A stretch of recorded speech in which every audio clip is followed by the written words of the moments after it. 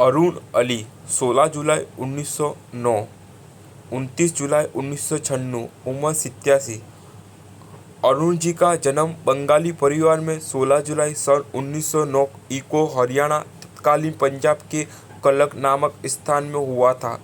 इनका परिवार जाति से ब्राह्मण था। इनका नाम अरुण गांगुली था। अरुण जी ने स्कूली शिक्षा नैनीताल में प्राप्त की थी। नैनीताल में इनके पिता का होटल था। यह बहुत ही कुसंग बुद्धि और पढ़ाई लिखाई में बहुत चतुर थी। बाल्यकाल से ही कक्षा में सर्वोच्च स्थान पाती थी। बचपन में ही उन्होंने अपनी बुद्धिमत्ता और चतुरता की धाक जमा दी थी।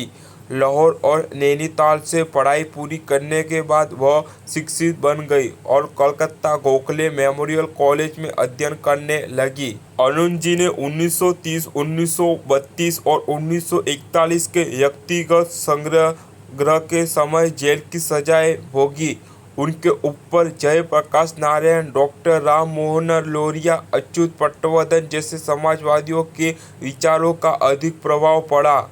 इसी कारण 1942 के भारत छोड़ो आंदोलन में अरुणा असफ अली जी ने अंग्रेज के जेल बंद होने के बदले भूमि भक्त रहकर अपने अन्य साथियों के साथ आंदोलन का नेतृत्व करना उचित समझा। गांधी जी आदि नेताओं की गिरफ्तारी के तुरंत बाद मुंबई में विरोध सभा आयोजित करके विदेशी सरकार को खुली चुनौती देने वाली वे प्रमुख महिला थी। फिर गुप्त रूप से उन कांग्रेसियों ने का प्रदर्शन किया जो जेल से बाहर रह सकते थे। मुंबई, कोलकाता, दिल्ली आदि में घूम घूम कर पुलिस की पकड़ से बचकर लोगों में नव जागृति लाने का प्रयत्न किया। लेकिन 1942 से 1946 तक देश भर में सक्रिय रहकर भी वे पुलिस की पकड़ में नहीं आई।